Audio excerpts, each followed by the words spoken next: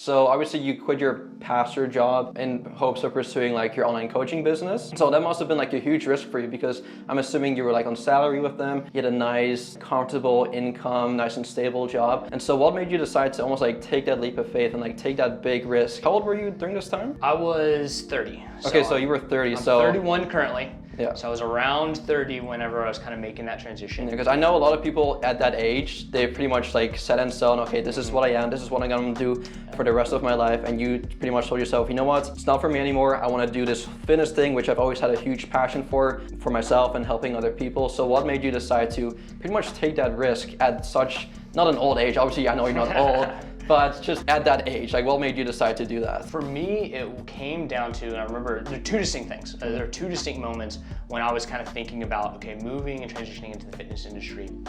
One was, I remember having a conversation with my then roommate, and we were on a walk, we were just chatting it up, and we were kind of talking about life stuff, and I've been in conversation with him about like wanting to leave the church and go to the gym. And I remember having a conversation with him and saying, his name's Isaac.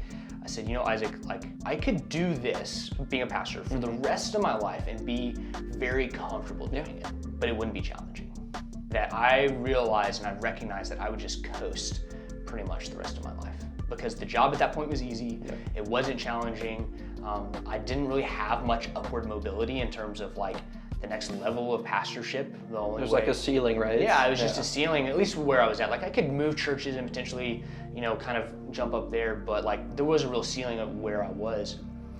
And that didn't sit well with me.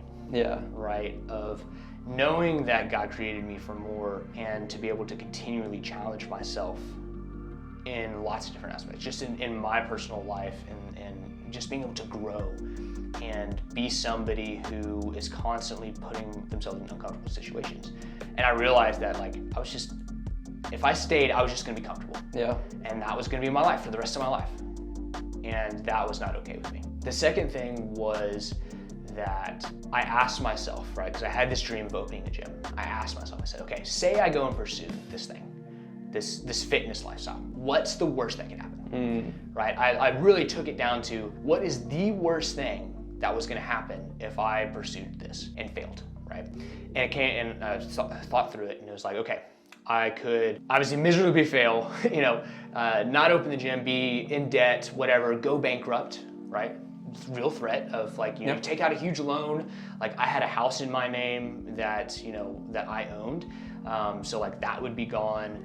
My money would be gone, all of that stuff. But at the end of the day, even after all of that, I knew that I had skills that were marketable, that if I really needed to, I could go get a job anywhere. You could always go back, right? I could always go back to being a pastor, right? So there's a little bit of safety net there, yeah. but taking it to that extreme of like, what's the worst that could happen? Yeah. And I have a super supportive family. Like I know not everybody has that, but I have a family that no matter what I did, like if I failed at it, like I can move back in with mom and dad if I really need to. Obviously that's like super embarrassing and like you don't want to have to do that. Of course. But that is an option. And so I sat there and I was like, if that's the worst thing that can happen, we gotta send it. Yeah, and I think the biggest fear for at least myself is like sitting on your deathbed thinking, what if? Like, what if I actually pursued my dreams of actually at least trying to like chase after my dreams? And like you said, the worst that could happen, I could always go back to my parents. And I was in your similar kind of situation, obviously, but when I first moved to Houston, Texas, obviously I'm from Canada. I was working 2 jobs part-time. I was pretty comfortable doing that. And my dream was always to come down to Houston, Texas, come down to Alphaland, meet people like yourself, like Chris, and just being around like-minded people, right? And I just obviously it was a risk, like leaving my 2 jobs, quitting school as well, and just like buying a car, traveling across the border, coming down to Houston, Texas. And I'm just really glad I did that because again, I always knew in the back of my mind, I could always go back home. I could always go back to school. I could always go back to my part-time jobs, right? But I'm just really happy I took that leap of faith and just took that almost like big risk in a way, because I'm where I am now because of that, right? I would not be here talking to you today had it not been for that decision.